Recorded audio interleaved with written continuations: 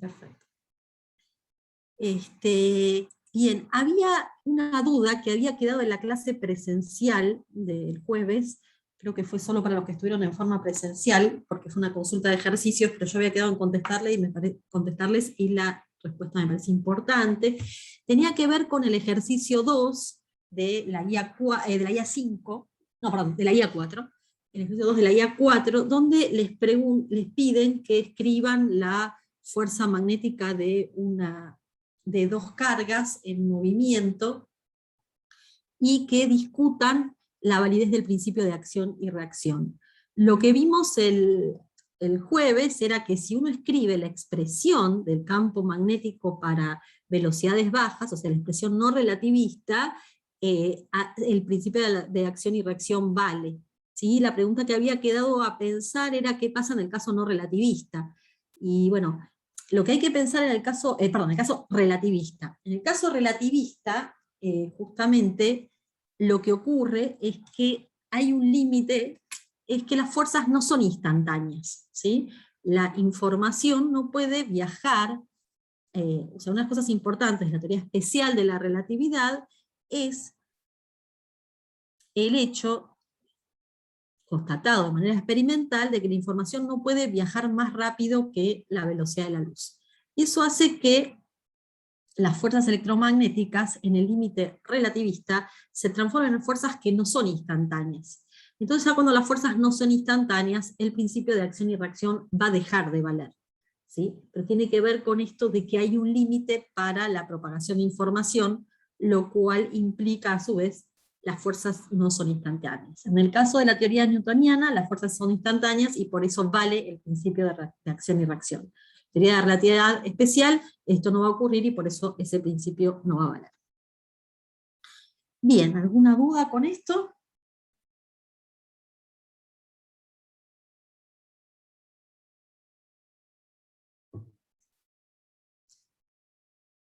Bien, entonces vamos a empezar la clase de hoy. Empezamos guía nueva, dedicada a la ley de Faraday, la guía 5, ya la pueden consultar en la página de la materia. Y bueno, hoy vamos a hacer como un repaso de lo que vio Luis de la ley de Faraday, vamos a hacer énfasis en la ley de Lenz, y en particular vamos a resolver los ejercicios 1 y 5 de la guía 5. Bueno, entonces voy a pasar a repasar un par de definiciones que ustedes ya vieron con todo detalle en la teórica, solo para situarnos nuevamente en un lenguaje común. ¿Sí? Para empezar a definir la fuerza electromotriz en un circuito cerrado, ¿sí? Como la integral en ese circuito cerrado del campo eléctrico, y en los casos de que el campo sea estático, la FEM siempre va a ser cero. Me van a tener que disculpar un segundito que tengo que atender una llamada telefónica, un momento, ya vuelvo.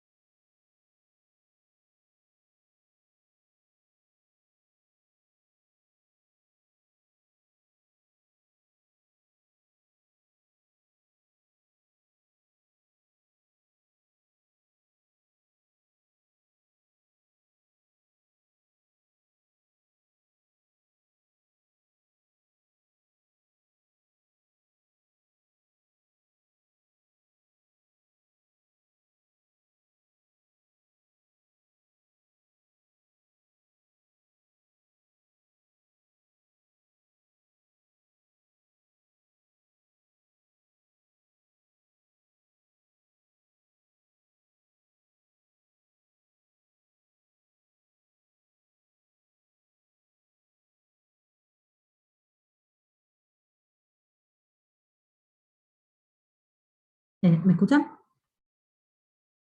Sí. Sí. Bueno, disculpen, era del colegio de mi hijo, que hay que ir a buscarlo.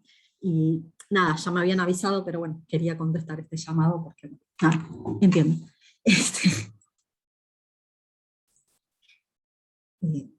Bien, entonces seguimos con esto. Entonces estábamos con la fuerza electromotriz, ¿sí? Que en el caso de que los campos eléctricos y magnéticos sean estáticos, esta FEM va a ser siempre cero, ¿no? Porque se acuerdan que, por ejemplo, en el caso de caso de campo estático, el rotor de E va a ser cero, y esta integral de línea se puede hacer igual una integral en superficie del rotor, y bueno, por lo tanto, en el caso del campo eléctrico estático, ¿no? Es obvio que esto va a ser cero. Bien, vieron en la teórica seguramente que Faraday, y vamos a después hacer un pequeño repasito, por eso, de que Faraday realizó una serie de experimentos, ¿sí? A través de los cuales infirió que esta FEM se puede calcular como menos la derivada de phi respecto del tiempo, donde phi es el flujo de campo magnético, ¿sí? Entonces, uno puede escribir lo que hay en la ecuación 2, ¿no? Que la integral de E de L es igual a menos la derivada respecto del tiempo del flujo del campo magnético. Y a su vez, como decía antes, la integral de E en un camino cerrado es igual a la integral del rotor de E en la superficie que está circunscripta por ese camino cerrado, ¿sí? Entonces, fíjense que en la ecuación 3 tenemos integrales de superficie a ambos lados, ¿sí? Y eso nos permite llegar a lo que se llama la ley de Faraday, en su expresión del rotor, que es rotor de es menos la derivada del campo magnético respecto del tiempo, ¿sí? Esto es solamente repaso de lo que ya vieron ustedes en la teoría. Bien, y volviendo a los experimentos de Faraday, esto es simplemente una copia de lo que puso Luis en la teórica, pero recordarles, ¿no?, que él hizo 3 tipos de experimentos, uno en los cuales tenemos un campo magnético uniforme y un circuito que se mueve con una cierta velocidad v respecto del campo magnético uniforme, y ahí Faraday medía la FEM y encontraba que había una FEM inducida, distinto de cero, cuando este circuito tenía una cierta velocidad. Otro experimento que hizo Faraday fue dejar el circuito quieto y mover la fuente de campo magnético uniforme, y también ahí encontraba que había una FEM inducida. Y por último hizo un tercer experimento donde el circuito estaba quieto, el campo magnético estaba quieto, pero este campo magnético dependía del tiempo, y también aquí encontró una FEM inducida. Sin embargo, como vieron en la teórica, si bien parecen todos efectos parecidos, físicamente corresponden a situaciones distintas, y eso es lo que vamos a charlar ahora en un momentito, ¿sí? Este cálculo de la fuerza electromotriz que se induce en este distinto tipo de situaciones, o sea, campo magnético uniforme, circuito que va con velocidad v, campo magnético uniforme que se aleja con velocidad v, circuito quieto, o campo magnético dependiente del tiempo, circuito quieto, ¿sí? Hay distintas fuentes de eso, no siempre es el mismo fenómeno. Hay un caso en el que la FEM está generada por la fuerza magnética, ¿sí? Entonces la FEM se calcula como la integral de V, vector V, diferencial L. Esto tiene que ver con que, si se acuerdan, la fuerza de Lorentz, uno la escribe como Q por E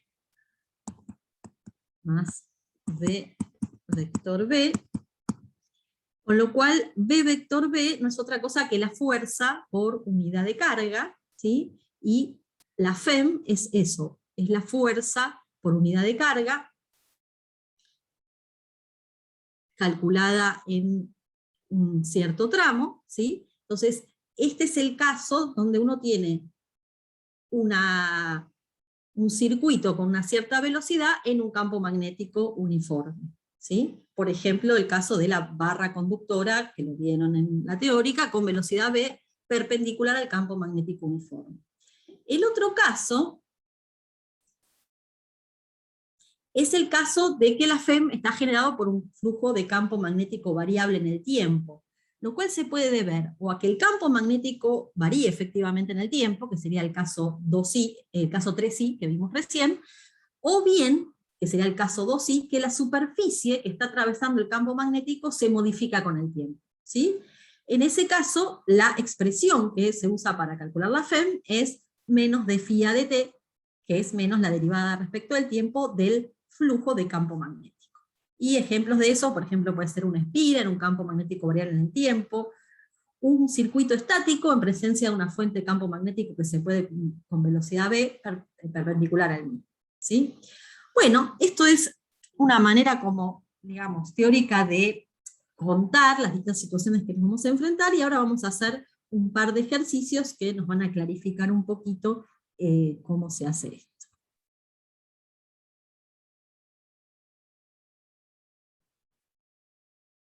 Entonces vamos a ir al problema 1 de la guía, ¿sí?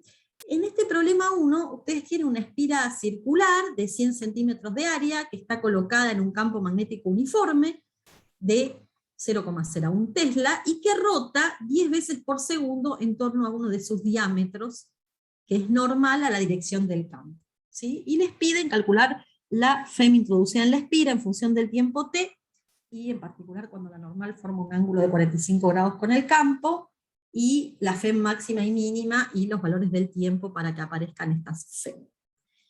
Bien, entonces, en primer lugar, bueno, voy a dibujar este problema, ¿sí? Ahí tengo mi espira, esta espira dice que rota 10 veces por segundo en torno a uno de sus diámetros.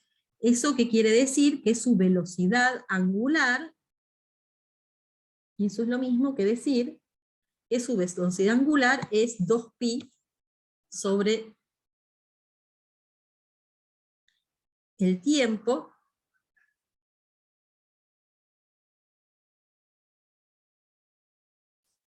es 2pi por 10 por segundos a la menos 1, y bien, acá yo estoy poniendo los ejes como los estoy indicando en el dibujo, ¿sí? El plano es IZ y X es lo que está saliendo del pizarrón, o sea que el campo magnético está en X versor, ¿sí?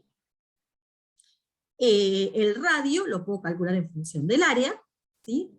Y bien, lo que tengo que calcular, este es el caso donde lo que tengo es un campo magnético uniforme, pero lo que se está modificando es el área, ¿sí? Entonces voy a poder usar la expresión que la FEM es igual a menos la derivada de phi respecto del tiempo. Ahora, ¿cuál es el flujo, digamos, el área que se está modificando? ¿Qué es lo que está pasando? Esta espira está girando, ¿sí? El campo magnético está saliendo, ¿sí?, para afuera, pero esta espira va a girar, ¿sí? Entonces, a medida que la espira gire, al principio lo que va a pasar es que va a disminuir el flujo de campo magnético, ¿sí? Va a disminuir hasta que esté a 90 grados, ¿sí?, de como estaba al principio, donde ahí no va a haber ningún flujo de campo magnético, y luego va a empezar a girar nuevamente y va a aumentar el flujo del campo magnético, ¿sí? Porque lo que está disminuyendo o aumentando es el área que está siendo atravesada por ese campo magnético. ¿Eso es claro? Esto es súper clave en este problema.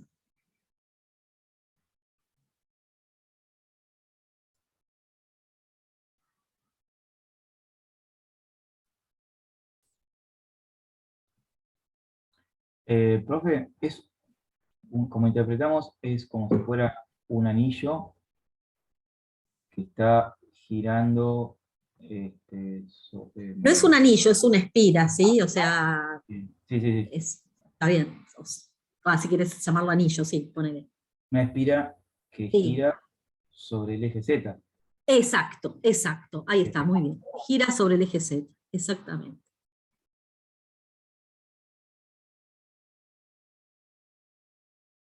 El campo está saliendo por X. Va por El X. campo está saliendo por X, ¿sí? Y lo que está pasando es que lo que se está modificando con el tiempo es el área que es atravesada por ese campo magnético, ¿sí? Y lo difícil de todo este problema es describir esa área. Claro, muy bien, acá como dice Facundo, lo que importa es el área que atraviesa, ¿sí?, el flujo del campo. que en t igual 0 va a ser toda esta área que ven acá, ¿sí? Pero en t igual, no sé, un poquito después, ya esto va a estar como distinto, ¿sí? Por ejemplo, va a estar así, entonces voy a tener menos área atravesada, ¿sí? Por el campo magnético. Y si la espira hace un ángulo de 90 grados con el eje X y está totalmente, Y ahí no pasa ningún flujo, justamente. no hay Ahí es campo cero. ahí, no hay, No. claro, no hay FEM. O sea, campo hay, no hay campo que esté atravesando el área de la espira. Ah, ok, ok. Claro, porque hay área cero, Exactamente. claro. Bien, entonces, insisto, yo lo que tengo que calcular acá, vamos a pasar de hoja para tener más, para poder escribir más. Bien, lo que quiero calcular es la FEM usando esta expresión, ¿sí? Para lo cual tengo que calcular la derivada respecto del tiempo del campo magnético integrado en la superficie. Sabemos que el campo magnético, lo acabamos de escribir recién, es fácil, la expresión del campo magnético es B es igual a B0 en X versor. Lo difícil de este problema es el diferencial superficie, ¿sí? Que va a tener, en este caso, el otro día en la clase presencial discutimos mucho el tema de cuándo el diferencial superficie es un vector y cuándo no. Bien, este caso es en el cual el diferencial superficie es un vector, como en el caso de cuando hacemos la integral de E, producto escalar de L, ahí el de L es un vector. Distinto que cuando, por ejemplo, yo calculo, no sé, el campo magnético de cualquier cosa, ¿sí? Eso es, por ejemplo, de una distribución de corriente, y esto va a ser J, producto vectorial R, menos R', de cubo R', dividido módulo de R menos R' al cubo, ¿sí? Acá, el diferencial volumen no es un vector, ¿sí? Y si fuera una G de S, si fuera un ds, tampoco sería un vector, ¿sí? Porque acá el carácter vectorial de este campo magnético está dado por G y por R menos R', ¿sí? Distinto es este caso donde uno está integrando el flujo del campo magnético, ¿sí? Esto es una integral de esa naturaleza. Entonces, sí, hay unas preguntas.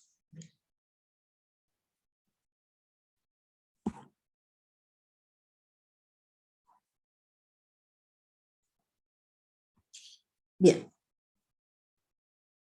Entonces, si yo tengo que describir este área, ¿sí? Este área es simplemente pi por radio al cuadrado.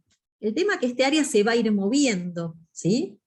Y la dificultad es ir describiendo cómo se va a ir moviendo, ¿sí? Cómo este área va a ir disminuyendo o aumentando a medida que pase el tiempo, ¿sí? Y se acuerdan que yo les dije también el otro día, en la clase presencial, discutimos también con cierto detalle, que cuando yo quiero indicar la dirección de una superficie, lo que tengo que dar es la normal a esa superficie, ¿sí? Yo doy la normal a la superficie, estoy en 3D, les indico el vector normal a la superficie y defino uníquamente esa superficie. Eso es algo que tienen que haber visto en álgebra, ¿sí? Bueno, entonces acá lo difícil es cómo vamos a definir esta normal a la superficie, ¿sí?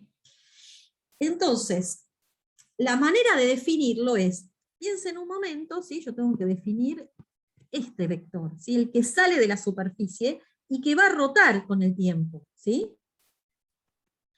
Bien, entonces lo que yo les propongo pensar, para mí, ese vector normal es un ρ-versor, ¿sí? Es el R-versor de cilíndricas, ¿sí?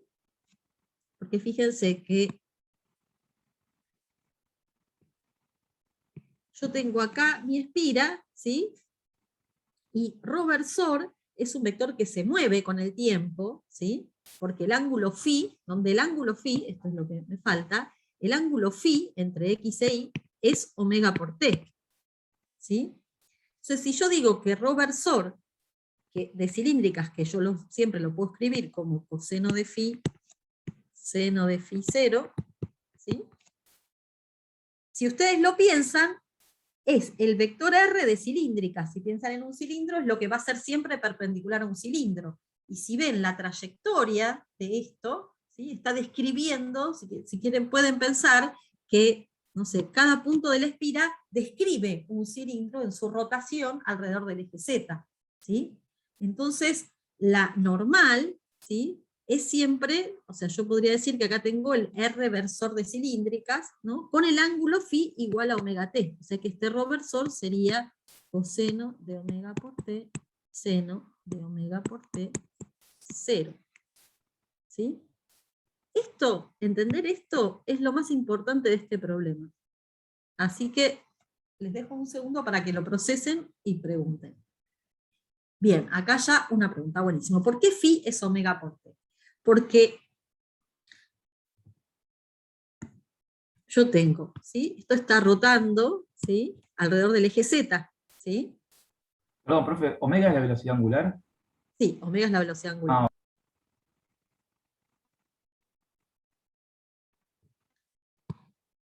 Y cada posición R, ¿sí?, define un ángulo φ con el eje X, ¿sí? Entonces, en X igual a 0, ¿sí?, el vector ρ está alineada con el eje X, ¿sí? En cuanto se empieza a mover la espira, el vector ρ y el eje X va a tener un ángulo φ, y ese φ es omega por t, porque esto se está moviendo con velocidad angular omega.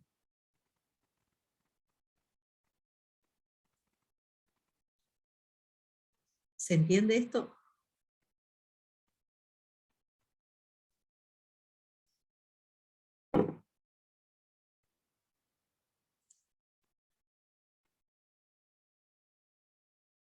Ok. Aparentemente se entendió. Igual los que no entendieron me pueden preguntar un rato, no hay ningún problema. Entonces, si podemos entender esto, lo que queda es bastante fácil, porque calculo el flujo del campo magnético como una integral. Bien, acá creo que fui demasiado rápido. En realidad la diferencial superficie no es pi por r cuadrado, sino que es r de phi, ¿no? Es un diferencial superficie. Yo puse directamente la superficie. Entonces, phi va a ser la integral entre 0 y 2pi, la integral entre 0 y r de B0 en X versor, producto vectorial ρ versor, que es la dirección del diferencial superficie, ρ de phi, ¿sí? Pero como el campo magnético es constante y el ρ versor es coseno de omega t, seno de omega t, o sea, no depende de ρ, y el phi que está acá, bien, acá hay una cosa que puede confundir, ¿sí?, que es que en realidad el phi que estoy poniendo acá no es este mismo phi. Cuidado con eso, ¿sí? El phi que estoy poniendo acá es el phi donde estoy integrando esto, ¿sí? Pues eso no hay que confundirlo. Si quieren, directamente uno puede pensar esto, si quieren, a phi, pueden pensar en este caso como B0 en X versor, producto vectorial pi por R grande al cuadrado en ρ versor. ¿Sí? Porque esta área siempre va a ser la misma. Lo que va a ir cambiando es justamente el producto escalar entre el campo magnético y la normal a la superficie, ¿sí? Eso es lo que me va a estar dando la diferencia en el flujo.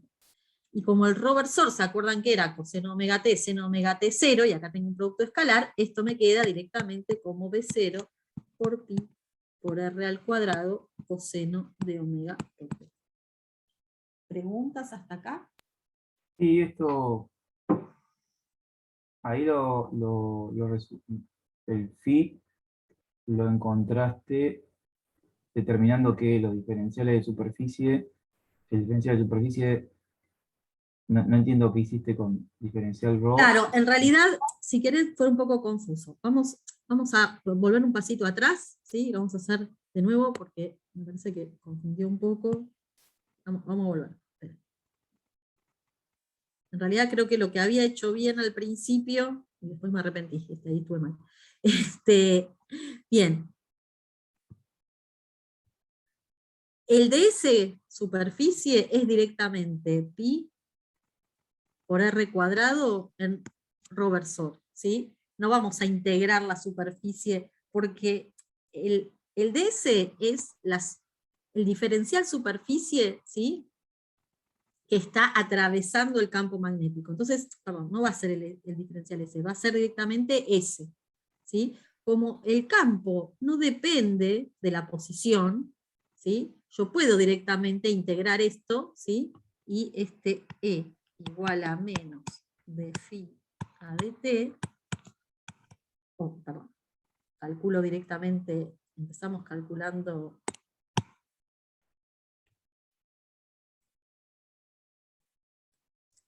vemos el phi, ¿sí? El phi dijimos que es... El resultado que pusiste ya era ya habías integrado todo y ya te quedaba la superficie esa. Integré la superficie, como este campo Claro. no depende de la posición, no depende de las coordenadas, entonces esto es directamente B, producto escalar con la superficie. Ok, ¿Sí? está bien. Sí. Y esto va a ser, no, pero lo hice de nuevo porque me parece que confundió bastante. Esto va a ser B0 en X versor, producto escalar, pi por R al cuadrado por rho versor. Obviamente que para llegar a este pi por R cuadrado, yo hice un integral acá, ¿sí? En esto. Pero lo que pasa es que en realidad mis coordenadas son y z, ¿sí? Mi x y mi y en esta cuenta son y z, con lo cual el rho y el phi que yo decía que estaba integrando en realidad son otro tipo, o sea, son coordenadas polares, pero coordenadas polares escritas a partir del sistema IZ, que no tienen nada que ver con el rho y el phi que estoy usando para describir la normal de la superficie. Entonces eso confunde. ¿Se entiende? Entonces, para no confundir, ¿sí? Acá la manera de hacerlo es decir, bueno, como yo sé que este B es constante, esto va a ser directamente B, producto escalar S, ¿sí? Y, como yo les decía, lo difícil de este problema es justamente ver que, bueno, esta espira está rotando alrededor del eje Z, ¿sí? Y la manera y lo que pasa, lo que vimos, que creo que eso todos lo entendieron, ¿no? Que el flujo que atraviesa la superficie es variable con el tiempo. Entonces hay que escribir esa superficie de manera de describir bien cómo es esa variación. Y la manera de escribir bien esa variación es decir, esto es la superficie, que este es el valor de la superficie, multiplicado porque la superficie de la espira siempre es esta. ¿Sí? Lo que cambia es la cantidad de campo magnético que está atravesando esa superficie. Entonces eso se puede describir bien con la orientación de la superficie, dando la normal. ¿Sí? ¿Quedó más claro ahora?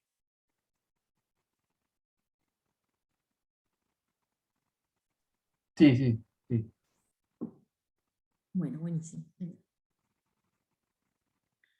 Bien, y entonces lo que podemos escribir ahora, entonces sabíamos que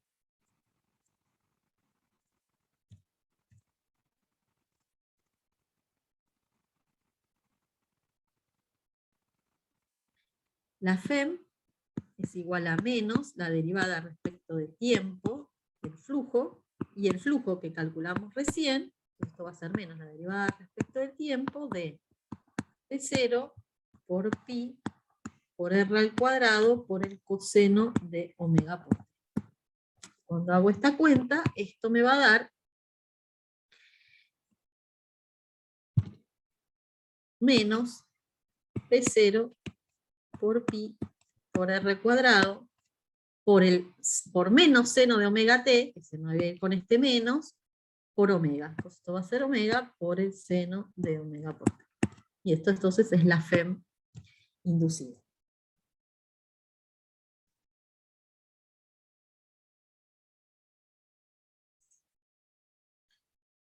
Bien, entonces, en particular, si omega por t es 45 grados, ¿sí? El seno, ¿sí? En el caso de que la espira, una de las cosas que preguntaba el problema es cuánto será la FEM, para el caso en que la normal de la espira forme un eje con el campo magnético de 45 grados. Ese es el caso en el que omega por t sea 45 grados, entonces el seno de omega por t va a ser raíz de 2 sobre 2, entonces me va a dar esto que está acá. Y bueno, yo puse acá las cuentas, ¿sí? Y después Profe, convertí una esto a consulta. volt, porque sí, déjame que termine con esto, porque recuerden que la FEM va a tener unidades de volt. Y una cosa importante, la FEM no es una fuerza, ¿sí? Es una cantidad escalar. ¿Sí? Muchas veces en los parciales aparece eso. La fuerza magnética es una cosa y la FEM es otra cosa. Sí, ahora escucho la pregunta. Sí, el ángulo de 45 que dijiste, no lo veo bien. Es ¿cómo está ubicada la espira? Y la espira va a estar, bueno, yo soy muy mala dibujando, pero va a estar, Está o sea, la normal a la espira forma un ángulo de 45 con el con eje el Z, eje, X. no, con el eje X, ¿sí? Esos son los 45. Entonces va a estar de lado, se va a ver como una raya. Claro, es como que es exactamente un intermedio entre el caso donde Ah, 45, claro, claro, va a estar como una, entre el caso, es un intermedio perfecto entre el caso donde tenés toda la espira, todo el flujo pasando por toda la espira, y el caso así donde no tenés nada de flujo pasando es por el la espira. intermedio, claro, claro, claro. Exactamente, justo la mitad, ¿sí? Es justo la mitad del camino. Y ¿Sí? ese ángulo lo tomás teniendo en cuenta la normal a la superficie, el Exacto, ángulo que hace con la normal a la superficie. exacto. Fíjate que acá la normal a la superficie es así y el campo va así, ¿sí? Ahí es 45, ahí es 90. Ahí es 90, exactamente. Así es Ah, 90, claro, y claro, fíjate que el seno de 90 te da 0, claro, ¿sí? claro. Sí, está bien, sí, sí, gracias. Y otra cosa más, recuerden ustedes, el seno, ¿sí? Entre 0 y 180 es positivo, y entre 0 y pi, ¿no? Es positivo, 0 y 180, y entre pi y 2pi,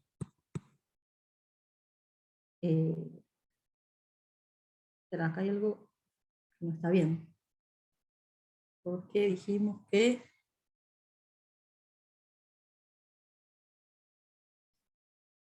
el seno de 90 no es 0, es 1. Estoy diciendo, ¿no? Estoy diciendo exactamente al revés. Hay algo que no va. O estoy interpretando mal el ángulo. A ver, volvamos un segundo.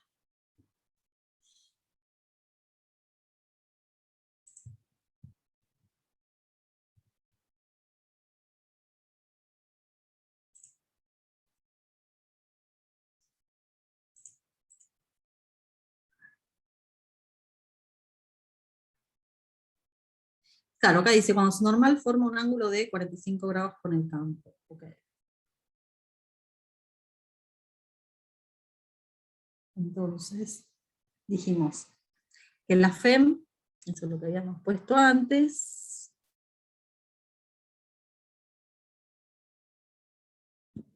la FEM dijimos que era P0 por pi por r al cuadrado por omega por el seno de omega por t. Pero cuidado, porque esto es phi, ¿sí? Creo que lo que me estoy confundiendo es en la respuesta que te acabo de dar. Phi es el ángulo que forma el eje de las X con, está bien, sí, con el vector R de cilíndricas. Sí, sí, sí, está bien eso. ¿Sí? Porque uno puede pensar que esta es un punto de la espira, está haciendo este recorrido, ¿sí? En el plano XY, ¿sí? El punto de la espira está haciendo este recorrido en el plano XY. Entonces, cuando la espira, acá es el caso, este es el caso en que la espira coincide con el eje de las X, bueno, y la FEM inducida es 0. Ah, pero todavía A ver, no, porque esta era la FEM, ¿no? Me olvidé de derivar respecto del tiempo. No, no me olvidé de derivar respecto del tiempo. En cero el flujo es total, digamos, pero como no hay movimiento, no va a haber FEM inducida, ¿sí? Y cuando phi sea igual a pi, digamos, es donde va a volver a ser cero, ¿no? El seno se va a volver a ser cero en 180, pi y 2pi.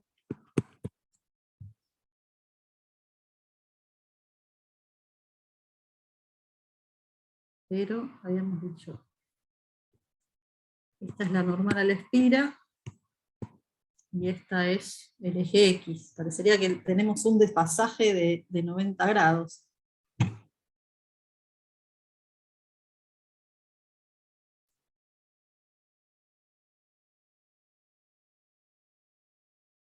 No, claro que no tiene sentido eso.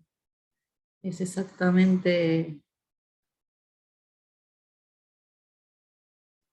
Quizás Sí, el es problema es así. de dónde estás midiendo el ángulo, capaz. Claro, sí, sí, sí. Pero ahora no lo estoy viendo bien, ¿no? Porque, digamos, si uno tiene el caso 180, es el caso donde, o sea, donde la espira la tengo.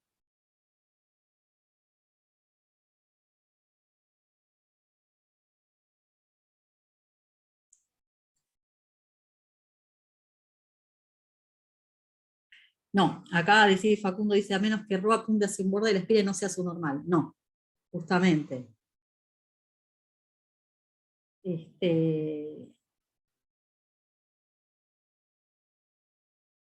No, estamos, o sea, lo que pide el problema es cuando la normal forma un ángulo de por ejemplo, de 90 grados, digamos. Phi es claramente, digamos, en toda esta descripción que hice, phi es el ángulo entre el eje de las X y la normal a la espira, que llamamos Rho, ¿sí? Pero bueno, ahora no me estoy dando cuenta qué es lo que está mal en esto.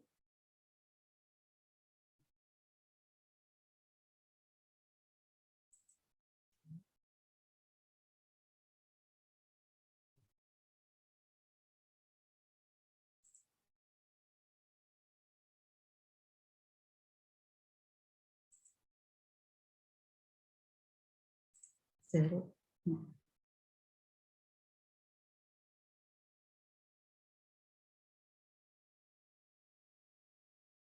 A ver, déjenme ver un segundito el PDF completo, a ver si hay algo ahí que me pueda ayudar.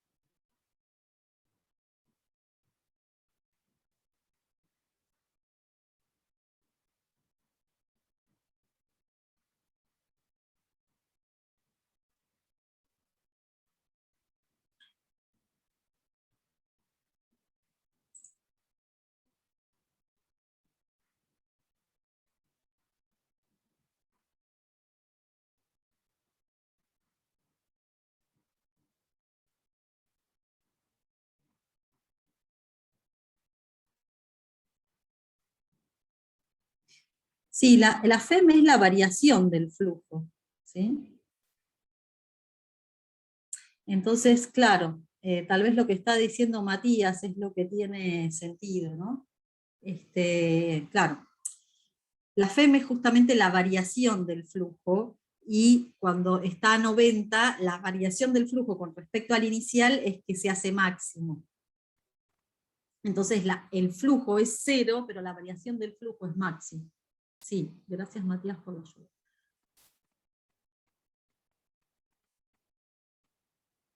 Ahí está. Estaba mal mi propia interpretación, ¿sí?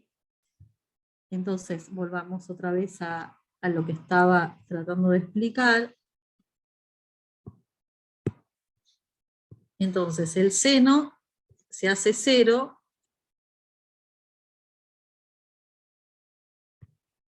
en pi, en 180 y 360. ¿Sí? 180 sería el caso donde, si ustedes tenían la espira así, y esta era la normal a la espira, ¿sí? Girar en 180 es que uno tiene la espira nuevamente así, pero la normal a la espira está ahora entrando en el pizarrón. ¿Sí? Y ahí justamente no hay ninguna variación, o sea, en esta situación el flujo es máximo, pero la variación con respecto al principio es cero. La variación del flujo con respecto al tiempo entre la situación t igual 0 igual y t igual t final es 0, y por lo tanto la FEM inducida es 0. Lo mismo pasa cuando yo esté en 360. ¿Sí? Y los flujos van a ser máximos cuando esté en 45 y en pi más 45.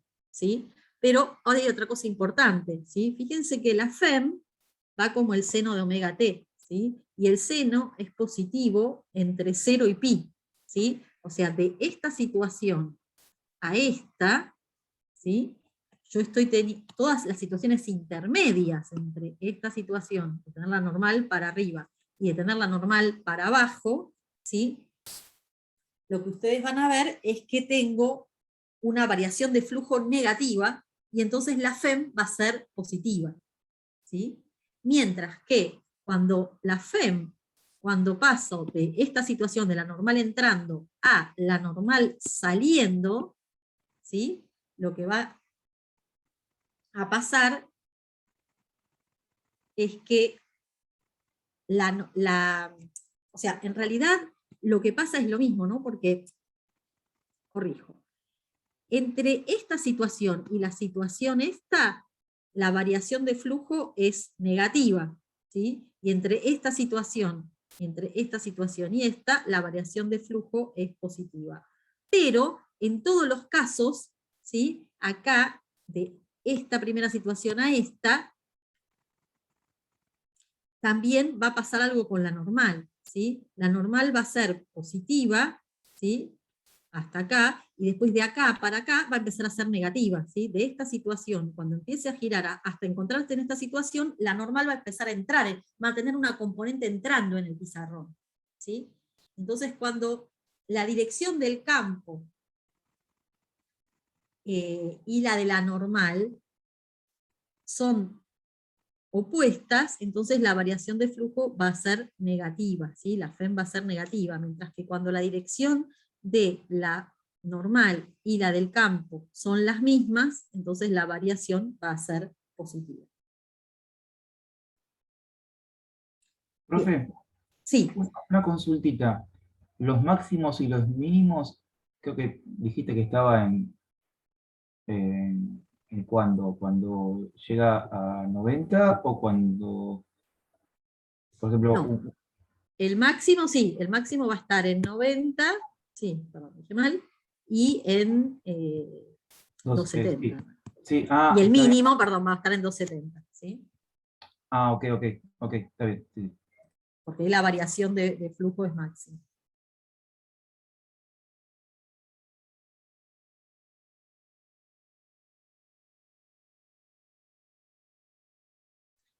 Bien, algo importante, además de bueno, con esto nosotros lo que pudimos hacer fue calcular la FEM inducida para todo tiempo, y fíjense que este es un caso donde la FEM va a variar de signo, ¿sí? El signo de la FEM es muy importante, tiene una cierta ambigüedad, algo hablaron ustedes con Luis en la teórica de esto, y va a estar dado por la ley de Lenz. ¿Qué es lo que me dice la ley de Lenz? La ley de Lenz me dice que la corriente inducida se opone al cambio de flujo de campo magnético. ¿Esto qué quiere decir? Que si yo estoy acá,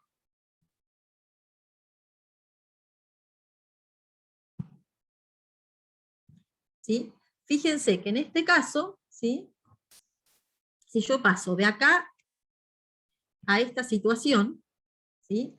Acá lo que estoy teniendo, el flujo del campo magnético era salir, perdón, no el flujo. El campo magnético está saliendo, Pero acá la variación de flujo de campo magnético va a estar entrando, ¿sí? Porque de la situación esta, de la situación esta 1 a la situación 2, voy a tener menos campo saliente, o sea, menos campo en dirección X, que está atravesando la espira, ¿sí? Cada vez menos campo, o sea que la dirección, la variación de flujo está entrando en el pizarrón, ¿sí? Y entonces la ley de Lenz me dice que la FEM inducida es tal que el campo magnético que induce esa FEM inducida tiene que ser saliente, ¿sí? Y el sentido de la corriente inducida está dado por la ley de la mano derecha de ese flujo que se compensa, o sea que en este caso va a ser antihorario, ¿sí? Porque yo pongo el pulgar saliendo y los dedos de la mano derecha me dan la dirección antihoraria, que va a ser la dirección de la corriente inducida. Vuelvo a explicarlo, porque es algo no muy fácil de entender la primera vez, ¿sí? O sea, yo tengo un flujo de campo magnético que está en la dirección entrando al pizarrón. ¿Por qué? Porque el campo magnético, en las situaciones entre la 1 y la 2, ¿sí? Porque este problema, el problema 1 es un problema muy interesante porque la FEM va a cambiar de signo, ¿sí? Eso no pasa en la mayoría de los problemas, pero acá la FEM cambia de signo. Entonces, desde la situación 1, que tengo toda la espira atravesada por campo magnético, la situación 2, que tengo 0 de la espira atravesando el campo magnético, pero en toda esa situación lo que pasó es que el flujo del campo magnético estuvo disminuyendo. Es decir, que la dirección de ese flujo del campo magnético, de esa variación del flujo magnético, es entrando al pizarrón, ¿sí? La FEM inducida es tal que se opone a esa variación de flujo, o sea que tiene que tener la dirección, la FEM inducida, opuesta a esa variación de flujo, entonces va a ser saliendo al pizarrón. Entonces la dirección de esa corriente inducida está asociada a ese campo magnético inducido, que en este caso va a ser saliendo del pizarrón, y por lo tanto la corriente, que siempre está dada por la ley de la mano derecha, va a ser antihoraria, ¿sí? ¿Se entendió esto? ¿Y qué va a pasar en el caso cuando voy de acá para acá?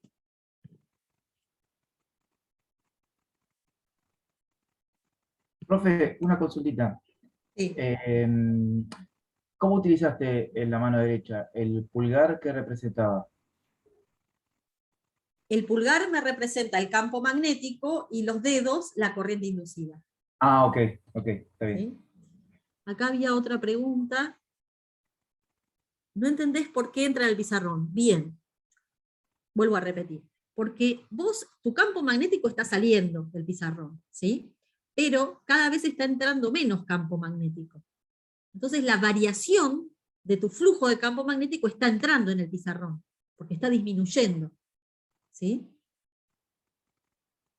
La variación está entrando.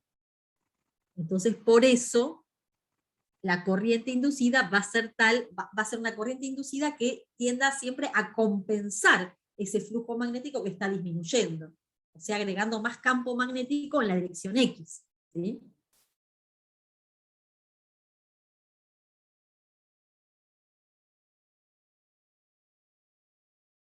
Mientras que, si yo estoy de la situación 2 a la situación 3,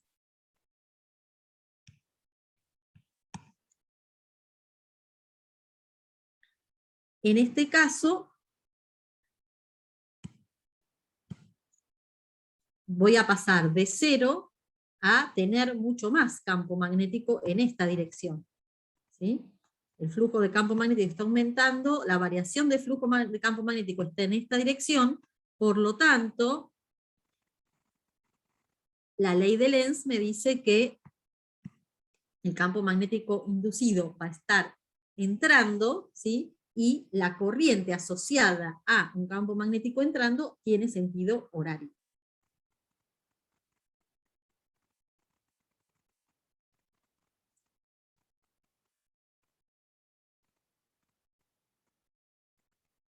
Sí, es cierto que cuesta verlo, ¿sí? Lo que tenés que pensar es, o sea, vos fíjate, al principio tenías todo campo magnético en esta dirección, ¿sí? En la situación 1 tenemos todo este campo magnético, ¿no? Que está acá. Y en una situación intermedia entre 1 y 2, que sería así, ¿sí? Tenés menos campo magnético saliendo que en la situación 1. Entonces la variación, ¿sí?, entre esta situación y esta, ¿sí?, hubo una variación que estuvo en esta dirección, en la dirección entrando, porque tenés menos campo saliendo entre una situación y otra.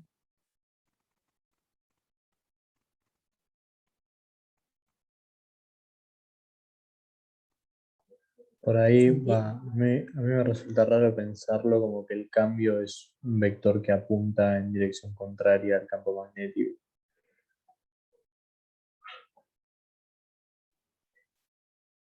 ¿Te resulta raro? Pensar en esa Claro. A ver, segunda si fuerza, tuviéramos, ¿no? por ejemplo, un circuito así, ¿no?, que se está moviendo con velocidad v y que entra en una región con campo magnético, ¿sí? Acá, este campo magnético está saliendo, ¿sí? Acá pasa lo opuesto, ¿no? Por acá el campo magnético sale, esto está entrando, entonces hay cada vez más campo magnético, ¿sí? La variación de flujo es positiva, en este caso, y la corriente inducida tiene que ser para el otro lado. ¿Sí? O sea que acá la corriente inducida va a ser horaria. ¿Se entiende esta otra situación? Tal vez esta que estamos viendo es como muy complicada. Digo, para después volver a la situación anterior. ¿Sí? ¿Esta situación se entiende? Sí, se entiende. Va, yo lo entiendo. Y lo contrario, digamos, si tenés, por ejemplo, esto está en una región de campo magnético, ¿sí? Ahora pensá lo contrario. Vos tenés un circuito que está en una región de campo magnético. Y ahora, en una cierta velocidad empieza a salir. El campo magnético siempre apunta hacia afuera, ¿sí? Y ahora esto con una cierta velocidad v está saliendo de la región del campo. Cuando sale, ¿sí?, ¿qué va a pasar? El flujo del campo magnético va a ir en la dirección contraria, porque tenés cada vez menos campo magnético en esta dirección, mientras que acá tenías cada vez más campo magnético en esta dirección.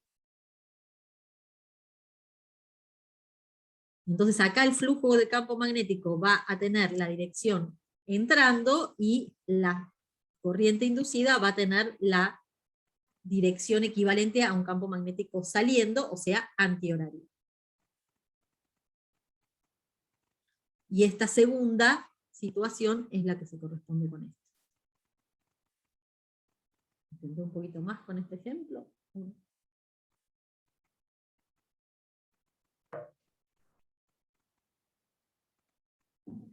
Sí, para mí sí. Bien. Buenísimo. Entonces, cuando tengan alguna duda, piensen en esta situación, ¿sí? En general,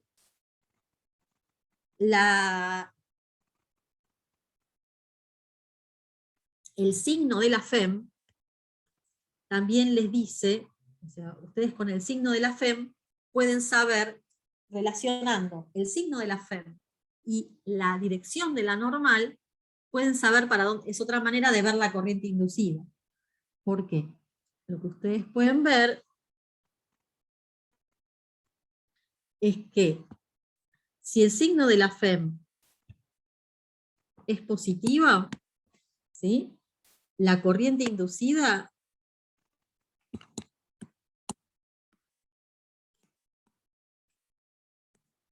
va a ser contraria, va a tener la dirección contraria a la normal que ustedes definieron.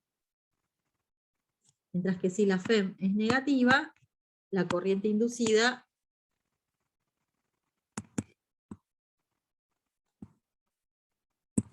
va a tener la misma dirección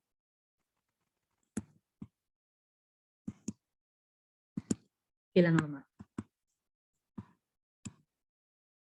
Esa es otra forma de verlo, ¿sí? Pero el concepto importante que les tiene que quedar es que la corriente inducida siempre lo que hace es oponerse a la variación de flujo de campo magnético, ¿sí? Entonces lo que ustedes tienen que entender es cuál es la dirección de la variación de flujo de campo magnético. Entiendo, como decía recién un compañero, claro, es difícil verlo, porque la variación de flujo es una cantidad escalar, ¿sí? Entonces, ver para dónde, o sea, lo que uno tiene que preguntarse es, ¿para dónde, en qué dirección está aumentando o disminuyendo el campo? ¿Sí? Entonces, cuando yo veo para qué dirección está aumentando o disminuyendo el campo, en la dirección contraria a esa variación es donde va, es la variación que tiene lo que uno llama el campo magnético inducido, y esa dirección del campo magnético inducido lo pueden relacionar con la corriente inducida, que es lo que nos interesa, a través de la ley de Lenz. ¿Okay?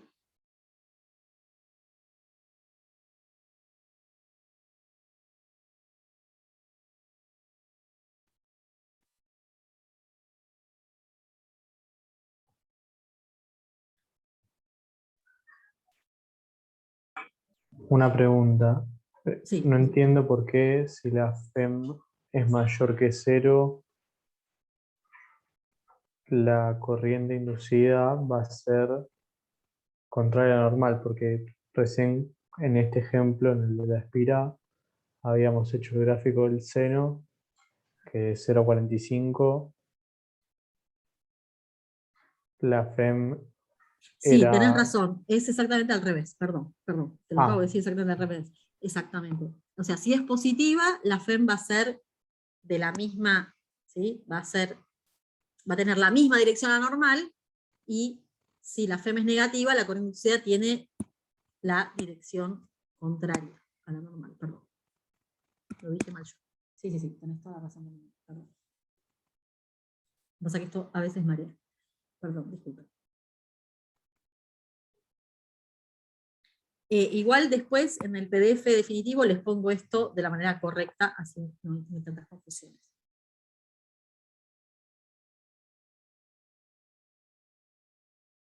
Bárbaro.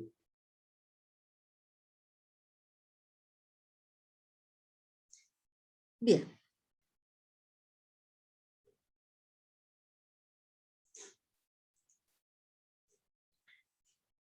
Bueno, acá esto es otra vez, digamos, de manera más,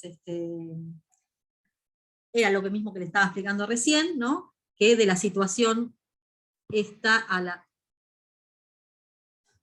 ¿no? De la situación acá, el flujo de la espira disminuye, con lo cual se induce una corriente que compensa esa disminución de flujo, o sea que se genera una corriente en sentido antihorario, ¿sí? Y de la situación esta a la situación donde toda la espira está atravesada por el campo magnético, el flujo de la espira aumenta, por lo que se induce una corriente de forma tal que compense ese aumento de flujo. ¿Sí? Y entonces se genera una corriente en sentido horario.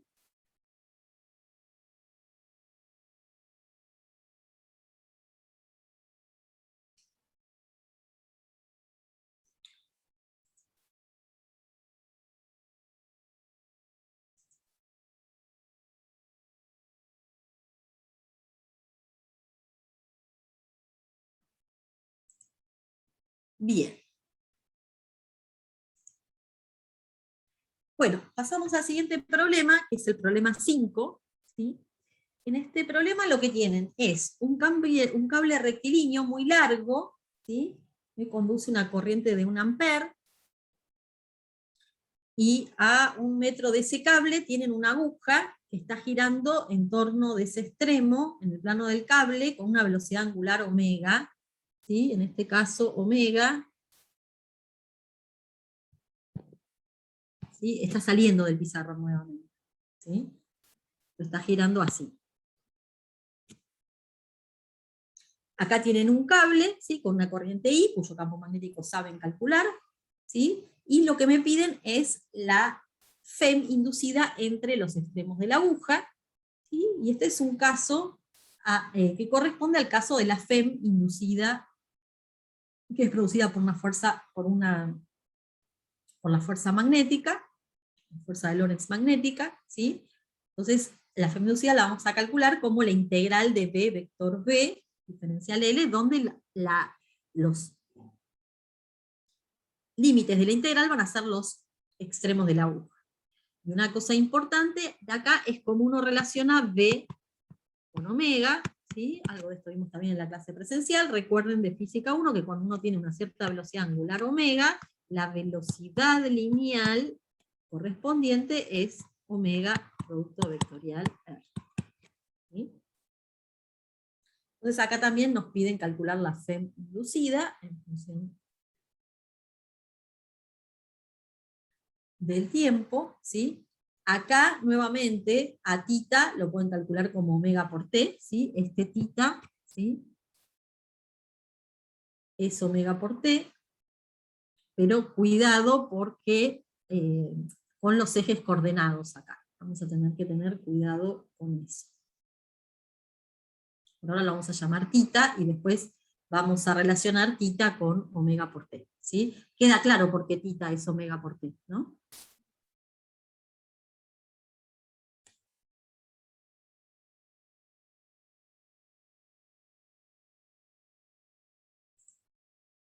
Bien.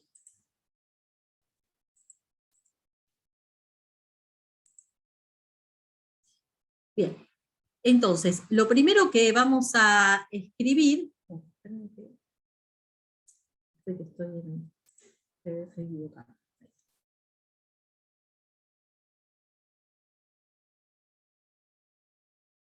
Este no spoilea las cosas. Bien, entonces, lo primero que vamos a escribir es la velocidad, que como les decía, es omega por R, ¿sí? Entonces acá tenemos que V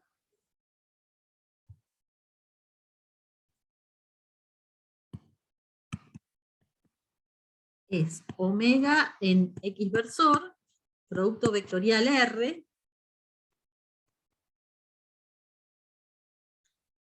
y acá tenemos que escribir con cuidado el R, ¿sí? Fíjense que el R es la posición de la aguja en el plano IZ, ¿sí? Entonces, la coordenada I va a ser A, o sea, hasta acá, más este cachito, ¿sí? Entonces vamos a escribir acá, la coordenada R es A más este cachito, y este cachito no es otra cosa que L coseno de tita. Todo esto en inversor. ¿Están de acuerdo? Sí. Y después la parte Z, ¿sí? No es otra cosa que L seno de tita.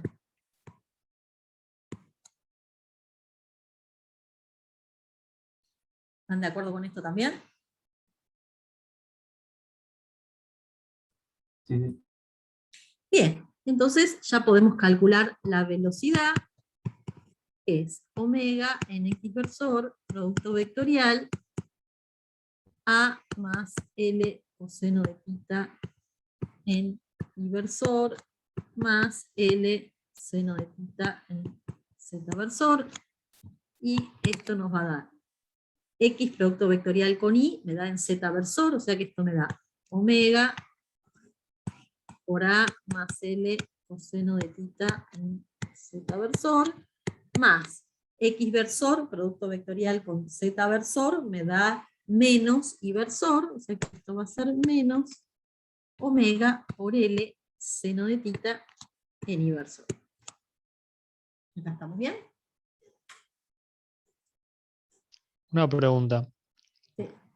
Acá el sistema de coordenadas lo estás poniendo de tal manera que no se suma nada en la componente Z, como, o sea, ¿por qué se suma A en la componente Y, pero no está sumando, digamos, el cachito que está desde el final del hilo hasta la aguja? Está En el bien, Z. es correcto, lo que yo lo puse acá, ¿sí? Lo puse acá. Ah, está bien, para ¿Sí? confirmar. Bien, gracias por tu comentario. Sí, sí, exactamente. Sí, lo estoy haciendo coincidir con el principio de la aguja, al sistema de coordenadas.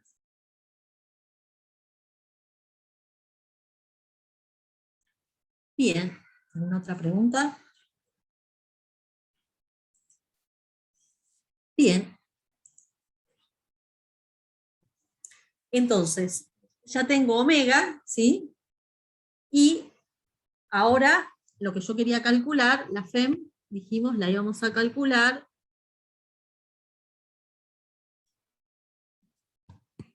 como la integral entre los extremos de la aguja de B vector el campo magnético, ¿sí? Escalar de L. ¿Sí? Pero acuérdense que el campo magnético lo tengo que evaluar en el plano IZ, ¿sí? Entonces recuerden que el campo magnético, bueno, ahí hay un pequeño spoiler, pero vamos a ver cómo llegamos ahí. El campo magnético de un hilo es un 0 por I sobre 2pi ρ, pongo ρ porque estoy en cilíndricas, en phi versor. ¿Sí? Y eso vale en este sistema de coordenadas que estoy definiendo acá. ¿Sí? Esto ya lo calculé en la guía 4. Pero cuidado, porque ¿quién es ρ? ρ es la distancia, ¿sí?, al origen de coordenadas, ¿sí? O sea que en realidad ρ, esa distancia es A más L coseno tita en inversor más L de seno de tita, o sea, en realidad va a ser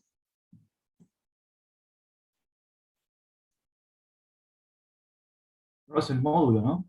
es el módulo exactamente de la posición de la aguja. Exactamente, si la posición de la aguja es esto, ¿sí?, ρ va a ser el módulo de esto, ¿sí? O sea que esto va a ser un 0 por I phi versor sobre 2 por pi por A más L coseno de tita al cuadrado más L cuadrado seno de tita, todo a la 1/2. ¿Okay? Y el phi versor en este caso, como yo estoy en el plano XY, perdón, IZ, estoy en el plano IZ, phi es igual a pi sobre 2. Con lo cual, el phi versor se me hace un menos X versor. ¿Sí? Profe, ¿por qué es pi sobre 2? Ah, porque lo estás tomando como que nace en X y en Y. Exactamente.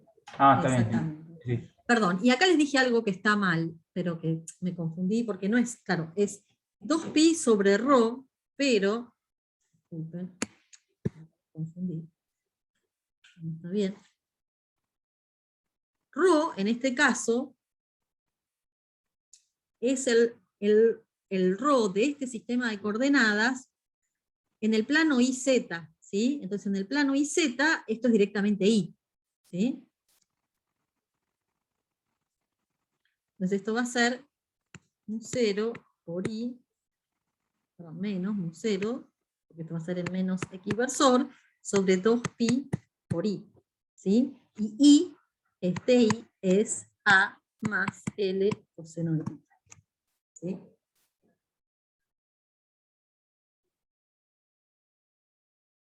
¿Se entendió esto? Porque esto es I y no es el ρ del sistema así, porque este ρ es de este sistema de coordenadas, ¿sí? Cilíndricas. Entonces esto es x al cuadrado más y al cuadrado. En el plano IZ, x es 0, ¿sí? Entonces esto es directamente y cuadrado a lo medio, ¿sí? Que es i. Y i, la descripción de i, es a más l coseno de tita. ¿Se entendió esto? Sí. Bien. Bueno, entonces ahora ya tenemos todo lo necesario para hacer nuestro cálculo.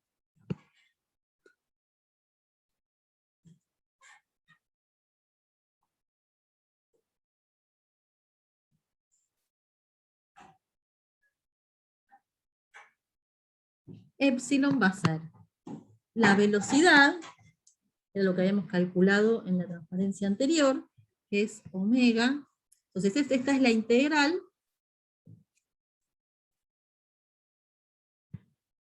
entre 0 y la longitud de la aguja, ¿sí?, de omega por A más L coseno de tita en Z versor menos omega L seno de tita en I versor, producto vectorial, menos mu 0 por I sobre 2pi A más L coseno de tita en X versor. Y esto, producto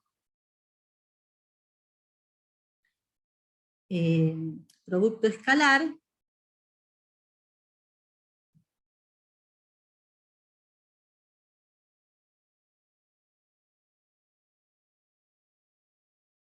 bueno, hagamos primero esto dl, ¿sí? Ahora después vemos cuánto vale el dl, ¿sí?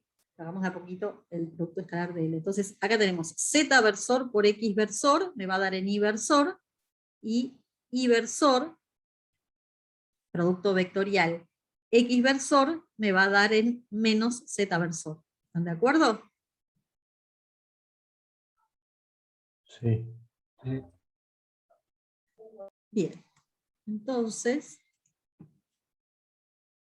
escrito de manera más prolija, bien.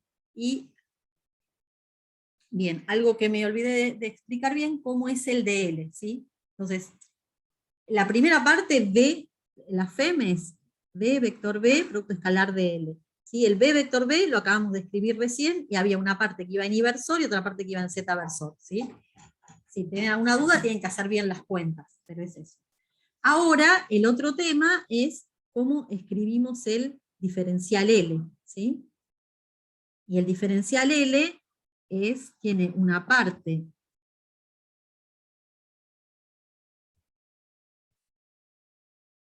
en I versor y una parte en Z versor, ¿sí? Y esto va a ser directamente coseno de tita en I versor más seno de tita en Z versor diferencial L, ¿sí? Integrando entre 0, bueno, acá yo le puse B o L, ¿sí? Entre 0 y el largo de la aguja. Ah, ese diferencial va a ser tomando en cuenta el largo de la aguja. Exactamente, ¿sí? Ah, ok, Esto ok. toma en cuenta el largo de la aguja y esto está dando cuenta, ¿sí?, de la dirección de ese diferencial en función de I y de Z, ¿sí?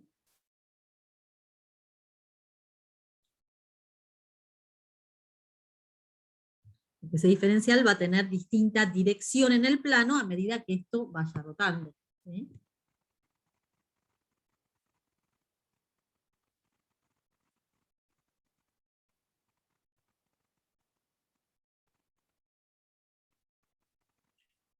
Bien, entonces,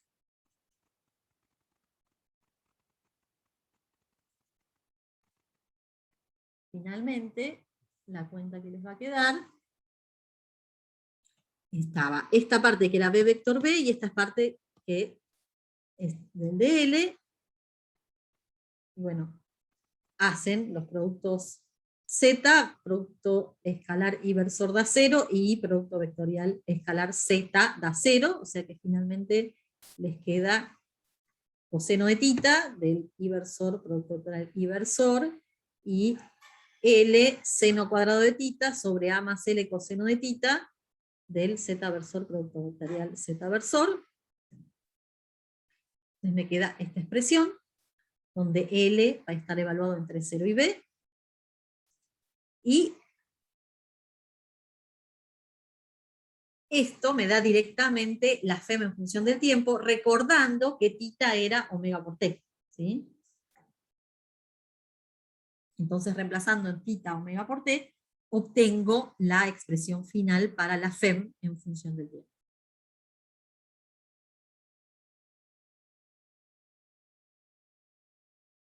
Profe, ¿ahí qué es B?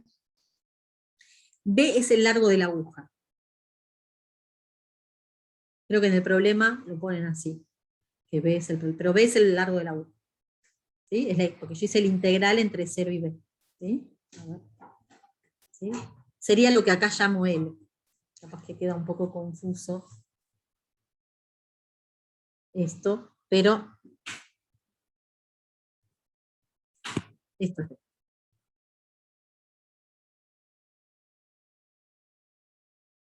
Habría que poner B en todos lados donde dice L, entonces. Claro, bueno, entonces no, hagamos una cosa, está mal, vamos a poner L en donde decía B y ya, me parece mejor. Bien, bien. Ahora, después lo arreglo para que el PDF final, este, Igual te dan el largo de la aguja, que son 20 centímetros. sí, yo lo puse así.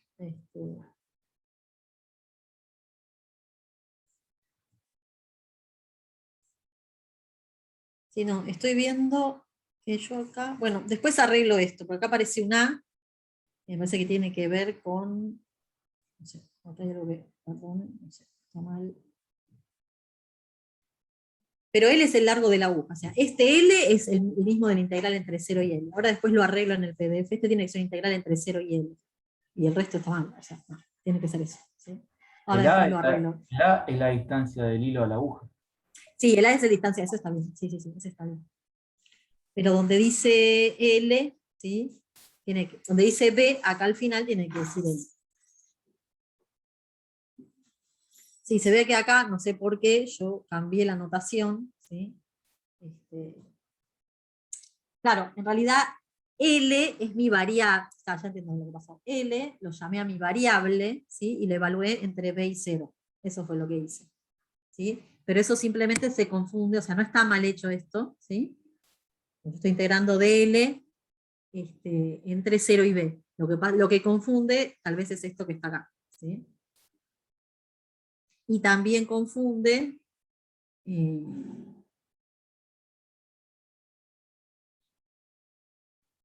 L que pusimos acá, digamos. Pero lo que pasa es que nos tiene un diferencial L, digamos.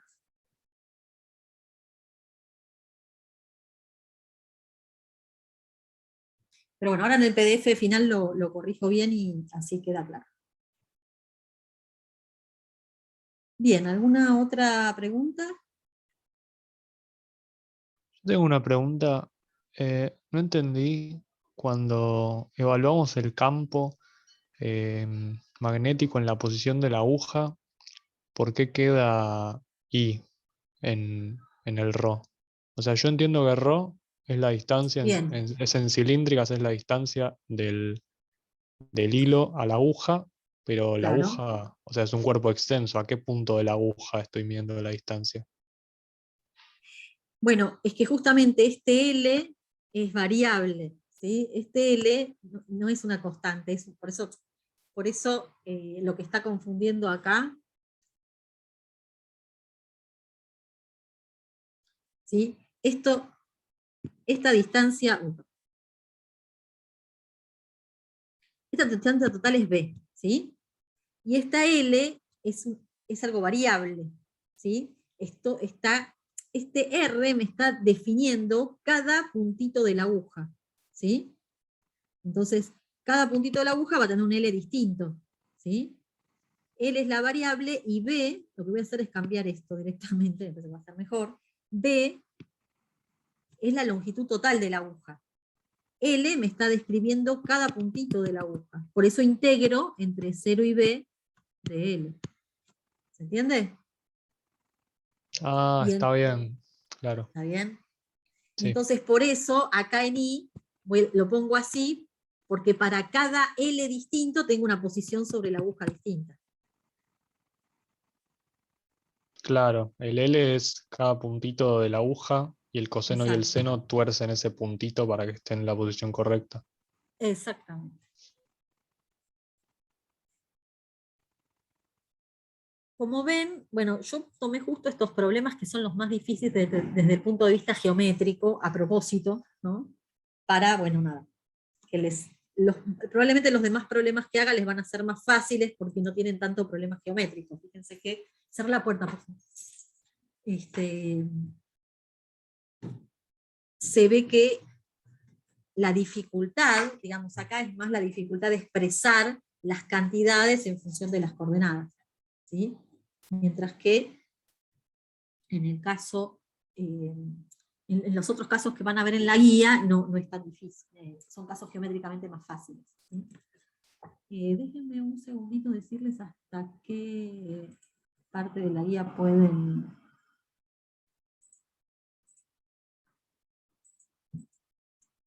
¿Hasta qué parte de la guía pueden hacer? Un segundito. O sea, hay algunos ejercicios de esta guía que corresponden a inducción magnética y hay otros que corresponden a la ley de Faraday. Todos los que son de la ley de Faraday los pueden hacer.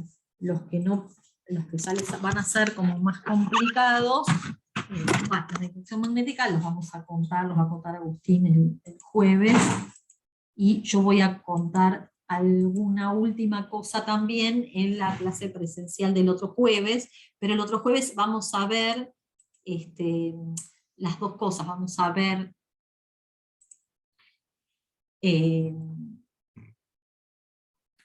la parte final de inducción magnética, un poquito de eso mezclado con circuitos transitorios, y vamos a ver circuitos transitorios.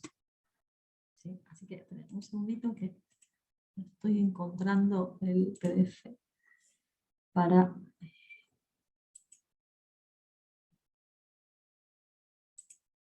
Pausa acá la grabación, ¿no? Sí, ya puedes pasar.